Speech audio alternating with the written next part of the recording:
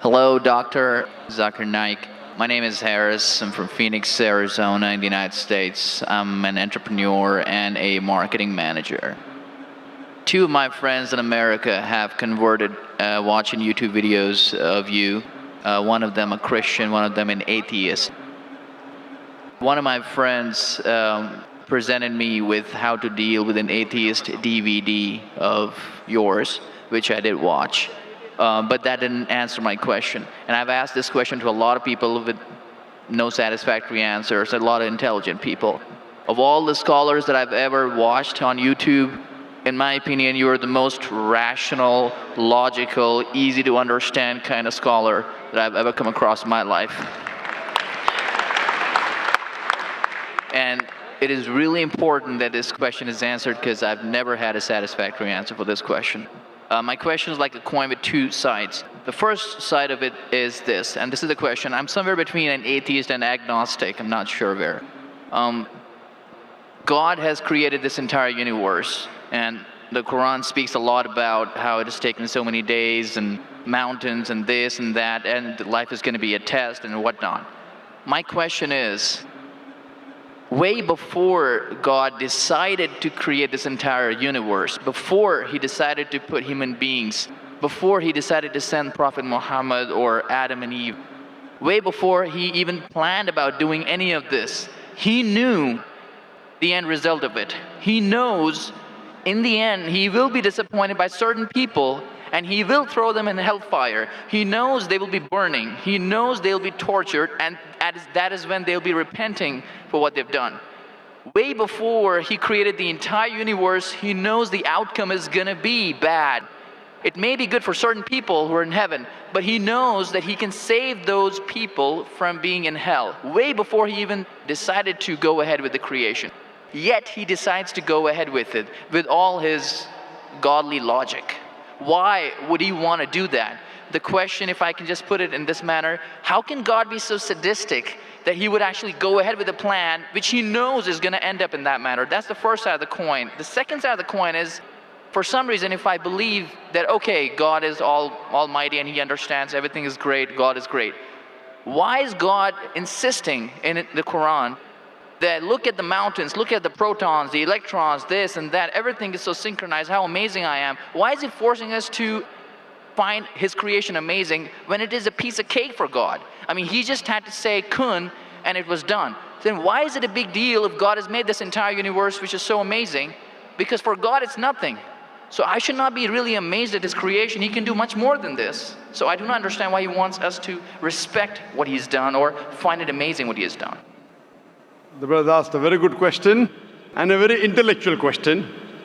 It's a very good question. And he has seen some of my tapes on YouTube, even of atheism. And this question that is troubling him, he hasn't got the answer to.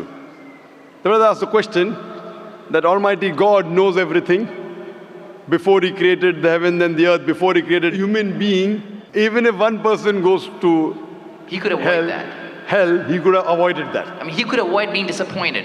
Of course. I'll reply. The brother said, even if one person goes to hell, it is as though God would be disappointed. Now coming to your question, I started a school. And you may have heard Islamic International School. If a teacher takes an examination, if she is just, while she is giving the examination, she writes in the maths paper 2 + 2 is equal to how much? The student in front of her or him, the teacher, writes 5. She can very well tell the student, change 5 to 4. Would it be just on the teacher during the test and examination to correct a student who's writing a wrong answer? Right, but if she has an option that the student doesn't need to do any of that and still No, just go ahead I'm and get asking you a the simple question. I'm asking you a simple question. The teacher has given the question paper. Right. All the students were informed about it. You're right. For that particular situation, For that particular situation, the teacher can tell, dear student, change 5 to 4. What will the other students think about? Unjust. But God can be just at the same time. He can create a completely different condition. He doesn't have to go ahead with that situation. He's not bound by any situation. Brother is saying Almighty God can create something which is perfect and will not make mistake, correct? That Right. God has already done. He created the angels. God Right. created the angels. The angel never go against any commandment of God. But human being is a better creation than angel. The angels have got no free will of their own. If you have heard my tapes, if you have not heard, I'll tell you now. The angels are a creation of Almighty God, but not the best creation. Almighty God created the human beings. The human beings have a free will to go against God or to follow God. If you have chosen to be a human being, if you disobey His commandments, you go to hell. If you obey His commandments, you're superior than the angel. Because the angel doesn't have a free will of his own, then he follows God. It's nothing great. The human beings are the better creation of Almighty God. Almighty God has given a free will. That's a different question that Almighty God knows. Because He has ilm ghaib, He has knowledge of the future. He is more superior. So He has created such a creation which has a free will. The fault is of human being, not God. No, but God has created us with that fault, and He knows He can Not avoid fault, that. not fault. It's not fault, brother. It is free will. Why is He giving us a free will when He knows He's going to eventually put these many people in hell? Why is He doing something? That is a different creation. Like, would you want to create something which can think on its own, or would Why you want would to? someone so compassionate can That, also brother, be that's what sadistic I at the tell you. same time? What you want, God has already created an angel. I'm asking you, which is better? An angel following Almighty God or a human being following Almighty God? Which is better? For me, absolutely, if I get a second chance, I would want to be an angel. Why would I risk going to Second hell? chance, correct. That's why Almighty God says in Surah Araf, chapter number 7, verse number 172, Almighty God brought all the human beings from the loin of Adam and asked them, is there one God? All agreed. Almighty God says in Surah Hashar, chapter 59, verse number 21, if Almighty God revealed the Quran on the mountain would shudder down. Almighty God says in Surah Ahzab chapter 33 verse number 72, it is the human beings who were fools who said we want to be human beings. You and I were fools. Now you cannot backtrack. Once you said you want to appear for the test, once you read the test paper. Nobody asked me. That's They what, asked Adam and Eve. no, brother. Quran says every human being was asked. And then it is washed off. This memory is washed off. If the memory is there, where is the test? Almighty God says in the Quran, do you want to be a human being? If you become a human being, you can become superior to an angel or can get inferior. If you don't want to become a human being, just pass.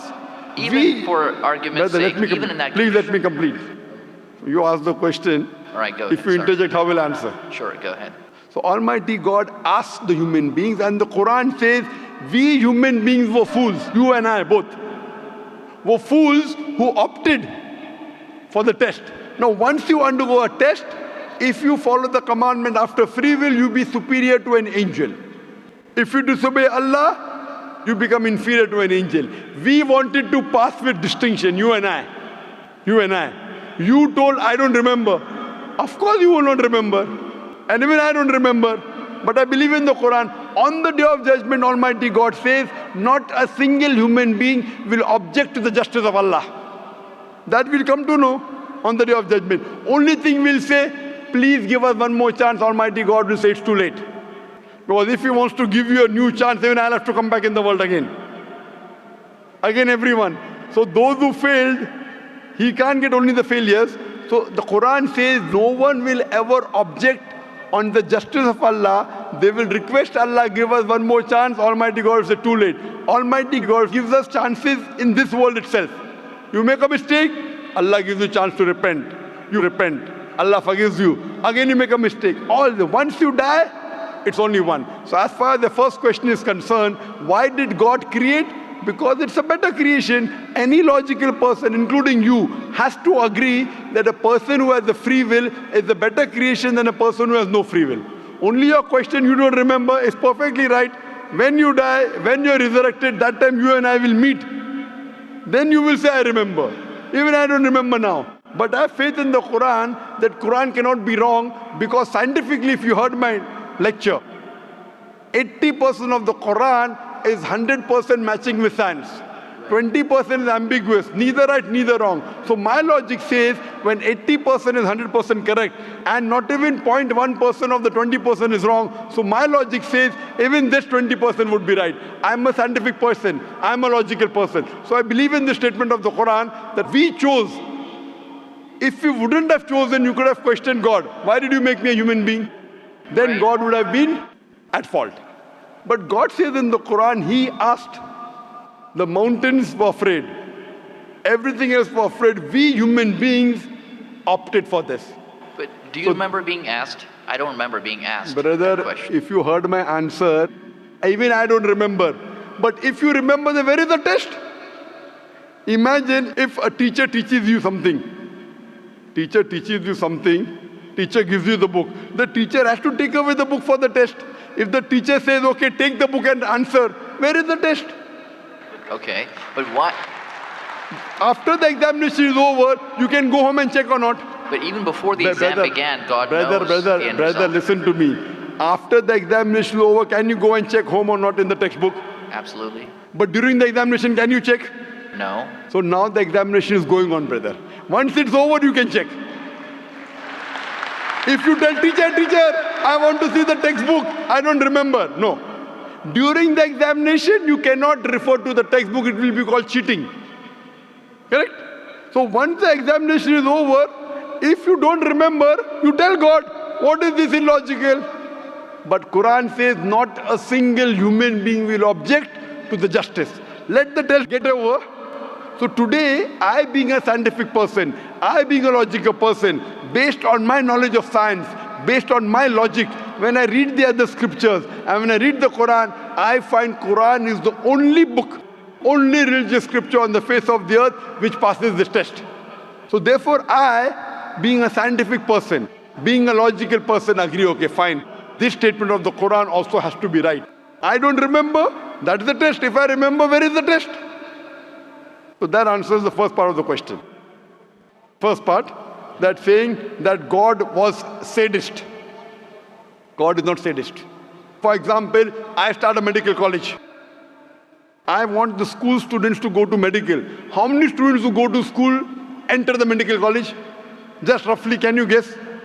Few. Surely less than 5%. Less than maybe 1%.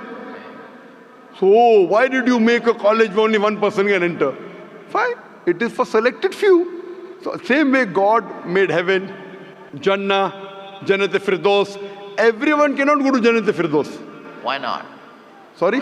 Why not? Why can't everyone go to medical college? Because it's human capacity. If humans Yes. were capable of being able to put everyone in Correct. medical college, they would. That's the way we are made. The same way everyone cannot become a doctor.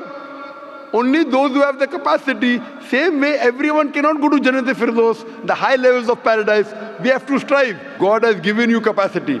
If you don't follow His guidance, you cannot. If you follow His guidance to go to Jannah, is very easy. If you are intelligent, it's very easy. If you are intelligent and if you are truthful to yourself.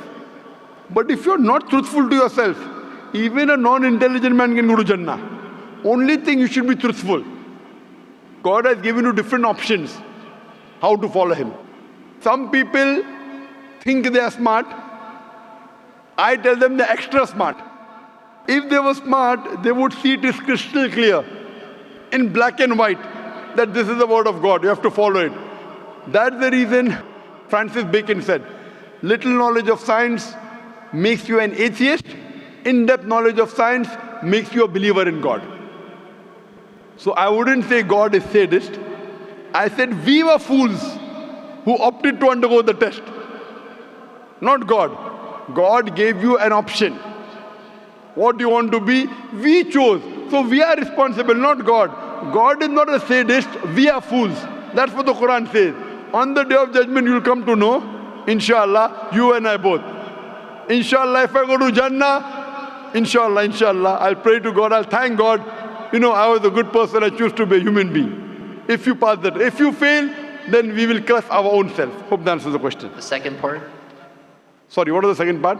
that even if I believe how almighty He is, how knowledgeable He is, why is He so bent on convincing us, look at the mountains, look at the electrons, look at the That's right. protons?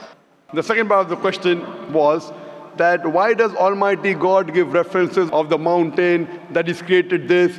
For Him it is peanuts. So why is He talking? You know why is He saying? He's saying these peanut things, mountain, they would shudder. You human being who are superior, why don't you understand? Quran says in Surah Hashar chapter 59 verse number 21, had the Quran been revealed on the mountain would have fallen down to utter ruin. But to us human beings, it makes no difference. He's giving these examples to show that these things which are so powerful, the mountains, etc., which He has created, would have submitted their will. Why don't you human beings do? He's trying to give an example that we are fools. He's not trying to praise Himself. And whenever He asks us to praise Him, or when He says, for we say Allahu Akbar, God is the greatest. Do you think it will change Allah? No. Whether you say 1,000 times Allahu Akbar or 1,000,000 times, He cannot become greater. He's already the greatest. The reason we say these things is because it is our human mentality, our human nature, that we follow the people who are famous, we follow the people who we praise. For example, your mother has a heart attack. There is an unknown person on the street who gives you the treatment. And you heard that the best heart specialist in the world is Dr. X. Now, will you follow Dr. X's advice or the person on the street who you don't know? Dr. X. Why? Because Dr. X is famous. People know him. He's the best in the world. So the reason in our salah, in our life, we say Allahu Akbar, Allah is the greatest, Allah is the most wise, Allah is the most intelligent. Why? If we say that, it doesn't benefit Allah. It benefits us. That if we praise Him, we follow Him. If we follow, we go to Jannah. To Allah, it makes no difference. Therefore, Allah says, will you not then believe? Will you not then understand? That means the Quran is revealed to the people for understanding. So He's giving this example not to make Himself great. He's already the greatest. Whether you say 1,000,000 times Allah is the greatest, it will not make a difference to Allah. He's telling it to you. Allah says in the Quran, Allah does not require you, you require Him. So when we praise Him, it is human psychology that the person you praise, person you talk great about, you tend to follow his advice. By following his advice, it will benefit you, it will not benefit him. He is already the greatest. He is already the merciful. So these are rules and regulations laid down. He is our creator. He knows our mindset. You are a student of science, correct? I am also a student of science. The moment I come to know, Allah mentioned these scientific facts which we came to know today, 50 years back, it increases my faith in Allah. Allah says in Surah Fussilat chapter 41 verse 53, Sanuri mayatina fil afaqi wa fi anfusihim hatta yatabayyana annahu al-haq. Soon we shall show them our signs in the furthest regions of the horizons and into their soul until it is clear to them that this is the truth. So Allah is giving these examples so that it benefits us. For Him, it makes no difference. It is benefiting us, so He is giving us a chance to follow Him so that we can go to heaven. Hope that answers the question, brother. I recognize His power, and I understand He's amazing and all that He's done. But am I expected to be amazed at His achievements at creating this universe? Because for Him, it's like a 1-second job. Correct. Right? So for Him, which is 1-second job, when He tells you not to have alcohol, if you have alcohol, sure, but am I expected to be amazed at His creation? No, see, the thing is that He is not there to prove Himself better. If you believe that for Him it is peanuts, so will a person lie? No. So if He says don't have alcohol, you will not question Him. No. Don't have pork, you will not question Him. Yeah, but I'm not amazed at His creation because for Him it's nothing. Compared to us, it's amazing. For Him, it's nothing. Right. But compared to us, a person who can create the universe, when He tells me not to have alcohol, I immediately follow. Sure, I don't mind following Him, but do I have to be amazed at His creation, as is said in the Quran? See, as you asked me the question, should I be amazed at the creation? Right. I would say, if I believe human being is a better creation, then yes, I'm amazed, and then I say, Alhamdulillah, He has made me better than that. So if I'm amazed, He made the mountains, He made the stars, He made the sun. But He made Zakir Naik also. He made a human being. and we are the best of creation. So he gives these examples so that we realize what benefit he has given to us, all the favors he has given to us. Talking about the sands, talking about the protons, talking about the mountains. Finally he says human beings are the best creation. So in comparison, we have to agree that our Creator has created this human body, the molecules, the DNA, the complex thing, which can never come by chance. So in this way, we are amazed at the creation of the human being. And then we submit to Him. If you are not amazed, only by being amazed, we submit that He is our Creator, He is worth worshipping. No one else can do that. This is so that we worship Him, and we pass the test, and we go to paradise. Hope that answers the question. If Bill Gates gives me $100, should I be amazed that he has given me that money? I believe that the question has been answered, and unfortunately we are very constricted for time. You are welcome to come back tomorrow, inshallah. As with all of the brothers and sisters, we have come to the end of tonight's session, so please a very big thank you. I'll just give this last. It's that if Bill Gates gives you $100, Should I be amazed? will you get amazed? Brother, the question is, why should Bill Gates give you $100?